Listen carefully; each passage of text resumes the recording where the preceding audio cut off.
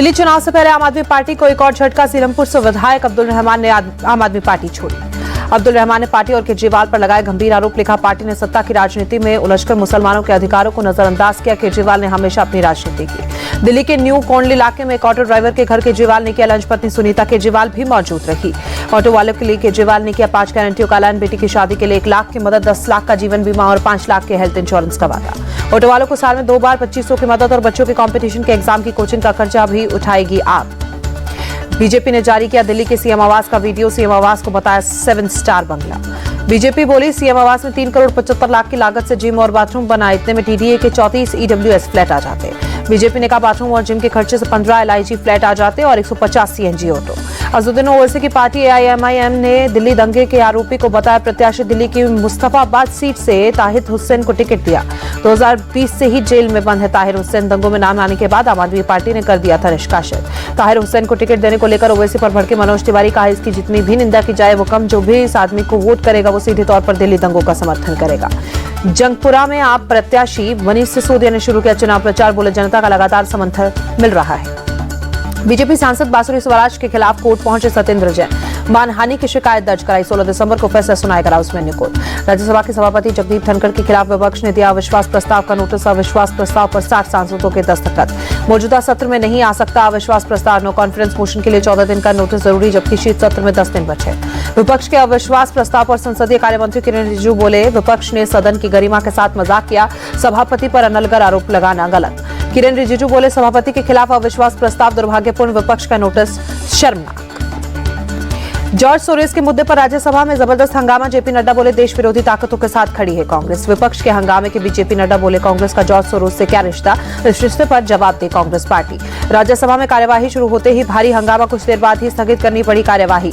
लोकसभा में भी जोरदार हंगामा गाड़ा। मुद्दे पर विपक्षी सांसदों की नारेबाजी, शोर शराबे के बाद सदन की कार्यवाही कल तक के लिए स्थगित। संसद में विपक्ष के हंगामे को लेकर लोकसभा स्पीकर ओम बिरला की हिदायत। कहा, जिस तरह प्रदर्शन हो रहे हैं ठीक नहीं।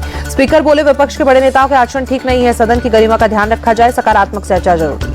विपक्ष के हंगामे पर भड़के संसदीय कार्य मंत्री किरेन रिजिजू बोले, अडानी के मुद्दे पर तमाशा कर रही है कांग्रेस। अपने व्यवहार के लिए माफी मांगे विपक्ष। किरेन रिजिजू बोले, संसद की गरिमा को तार न करे विपक्ष। संसद की मर्यादा बनाए रखना हम सबकी जिम्मेदारी। संसद में जारी गतिरोध को लेकर बोले केंद्रीय मंत्री प्रहलाद जोशी, सरकार तो चर्चा करने के लिए तैयार, विपक्ष बार बार हंगामा कर रहा है। कांग्रेस सांसद शशि थरूर का सरकार पर बड़ा आरोप। बोले, सदन नहीं चलाना चाहती है सरकार, ये देश की जनता के खिलाफ। सोरोस के मुद्दे पर थरूर बोले, राजनीति में आने के बाद एक बार सोरोस से मिला। हरदीप सिंह पुरी के साथ सोरोस से मुलाकात की। संसदीय कार्य मंत्री किरेन रिजिजू ने राहुल गांधी पर निशाना साधा। बोले, अडानी मुद्दे पर तमाशा कर रहे हैं राहुल।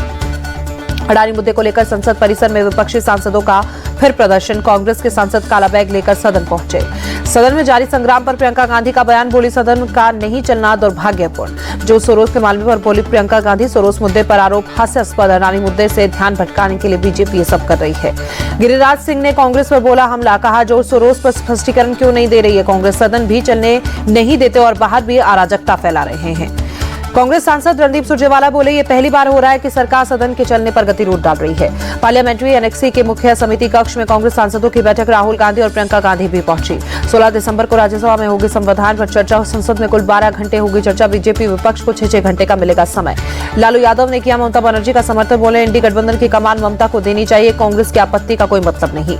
टीएमसी सांसद कल्याण बनर्जी का बयान। बोले, कांग्रेस के नेतृत्व में इंडी गठबंधन फिर नेतृत्व देने के लिए एक लीडर चाहिए। कल्याण बनर्जी बोले, देश के सभी नेताओं ममता बनर्जी आगे। ममता को पता है कैसे लड़ाई लड़ी जाती है। लालू यादव के बयान पर गिरिराज सिंह का बयान। वो शुरू से ही स्वार्थी ममता बनर्जी कौन है जो बंगाल को बांग्लादेश बनाना चाहती है।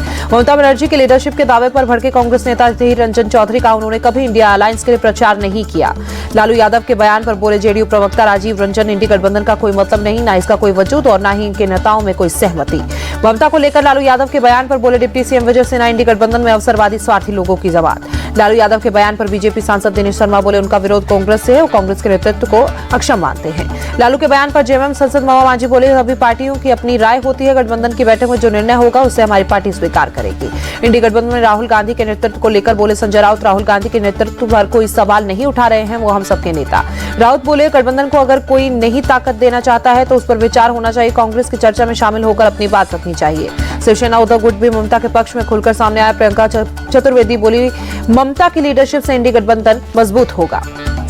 बिहार में विधानसभा चुनाव से पहले सामने आया इंडिया ब्लॉक में घमासान। बिहार कांग्रेस प्रभारी शाहनवाज आलम ने कहा, गठबंधन में ना हम छोटे भाई हैं और ना आरजेडी का बड़ा भाई। शाहनवाज आलम ने खैरिया में कार्यकर्ताओं से कहा, बिहार में गठबंधन विचारधारा के आधार पर बना, लोकसभा चुनाव का स्ट्राइक रेट देखकर अगले विधानसभा चुनाव में होगी सीटों का बंटवारा। ओडिशा के पूर्व सीएम नवीन पटनायक का बीजेपी पर आरोप, कहा जनहित की योजनाओं पर रोक लगा रही है मोहन मांझी सरकार। पूर्व सीएम नवीन पटनायक बोले, सरकार ने मिशन शक्ति की महिलाओं का वेतन रोका, जल्द सभी को जारी की जाए सैलरी। सीएम सुखविंदर सिंह सुक्खू का बयान, हिमाचल प्रदेश की अर्थव्यवस्था में तेजी से हो रहा सुधार, जनता की बेहतरी के लिए काम कर रहे हैं। सीएम सुखविंदर सिंह सुक्खू का बीजेपी पर अटैक, हिमाचल में बीजेपी के ऑपरेशन लोटस को फेल किया, सरकारों को गिराने की कोशिश से लोकतंत्र को पहुंचता है नुकसान। 14 दिसंबर को फिर दिल्ली कूच करेंगे किसान, पैदल दिल्ली के लिए निकलेगा 101 किसानों का जत्था। किसान बोले, सरकार की ओर से बातचीत का कोई न्योता नहीं आया। 6 दिसंबर और 8 दिसंबर को दिल्ली कूच करने की कोशिश कर चुके हैं किसान, दोनों बार पुलिस के रास्ता रोकने के चलते स्थगित करना पड़ रहा था आंदोलन। ज्ञानवापी मामले पर इलाहाबाद हाईकोर्ट में आज की सुनवाई टली, 18 दिसंबर को अगली सुनवाई। यूपी के जौनपुर में अटाया मस्जिद के सर्वे का मामला, अब 16 दिसंबर को सुनवाई होगी। हिंदू पक्ष ने अटाया देवी मंदिर होने का दावा किया। छत्तीसगढ़ के आईपीएस अधिकारी गुरजिंदर पाल को सुप्रीम कोर्ट से राहत, हाईकोर्ट के पद पर बहाल करने के लिए आदेश को बरकरार रखा। विदेश सचिव विक्रम मिश्री ने जर्मन संसद सदस्य से मुलाकात की, कई द्विपक्षीय मुद्दों पर चर्चा हुई। दिल्ली के एलजी चीफ सेक्रेटरी और पुलिस कमिश्नर को चिट्ठी लिखी, दिल्ली में अवैध रूप से हो रहे बांग्लादेशी घुसपैठियों पर कार्रवाई के निर्देश। एलजी ने लिखा, विशेष अभियान चलाकर 2 महीनों की जाए घुसपैठियों की पहचान। हाल में दिल्ली में उलेमाओं ने एलजी से मिलकर की थी घुसपैठियों पर कार्रवाई की मांग। मुंबई के गेटवे ऑफ इंडिया में बौद्ध समुदाय के लोगों का प्रदर्शन, बांग्लादेश में हिंदुओं पर हो रहे हमलों को लेकर विरोध जताया। अहमदाबाद में हिंदू का विशाल विरोध प्रदर्शन, बांग्लादेश में हिंदुओं पर हो रहे अत्याचार के खिलाफ प्रदर्शन। बांग्लादेश मुद्दे को लेकर देश भर में प्रदर्शन, राजधानी दिल्ली लगे बांग्लादेश के खिलाफ पोस्टर। बांग्लादेश मुद्दे को लेकर दिल्ली में हिंदू समाज का प्रदर्शन, मुस्लिम राष्ट्रीय मंच ने भी विरोध जताया। यूपी के हाथरस में ट्रक और वैन की भिड़ंत, हादसे में 3 बच्चों समेत 7 लोगों की मौत गई घायल। हिमाचल प्रदेश के कुल्लू में सड़क हादसा, 25 से 30 यात्रियों में भरी एक निजी बस खाई में गिरी, मौके पर ही ड्राइवर की मौत गई घायल। रोहिंग्या के मुद्दे पर बोले फारूक अब्दुल्ला, केंद्र शरणार्थियों को यहां भेजा है, जब तक वो यहां आए उन्हें पानी और बिजली देना हमारा कर्तव्य है। एनसीपी शरद गुट के नेता जितेंद्र अवार्ड की सुप्रीम कोर्ट में अर्जी, प्रेसेस और वर्शिप एक्ट को लेकर लगाई याचिका, कहा धर्म निरपेक्षता को बनाए रखना जरूरी। यूपी के फतेहपुर में मस्जिद और बुलडोजर एक्शन, 180 साल पुरानी नूरी जामा मस्जिद के अवैध हिस्सा पर चला प्रशासन का बुलडोजर। पीडब्ल्यूडी ने मामले में सुनवाई होने से पहले कार्रवाई की, 13 दिसंबर को इलाहाबाद हाईकोर्ट में होनी सुनवाई। पूर्व विदेश मंत्री और कर्नाटक के पूर्व सीएम एस.एम. कृष्णा का निधन, 92 साल की उम्र में ली अंतिम सांस। एस कृष्णा को श्रद्धांजलि देने के लिए उनके घर पहुंचे बीएस येदियुरप्पा, देर रात 92 साल की उम्र में हुआ था उनका निधन। एस कृष्णा के निधन पर कर्नाटक में 3 दिन का राजकीय शोक घोषित, सीएम सिद्धारमैया ने ऐलान किया, कोई भी समारोह या जश्न नहीं मनाया जाएगा।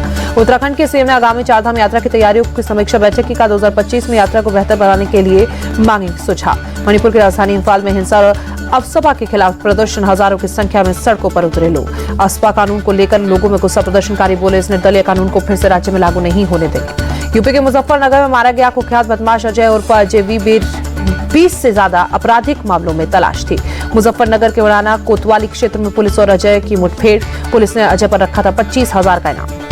श्रीनगर के एमएलए हॉस्टल में आगलगी, कड़ी मशक्कत के बाद आग पर काबू पाया गया।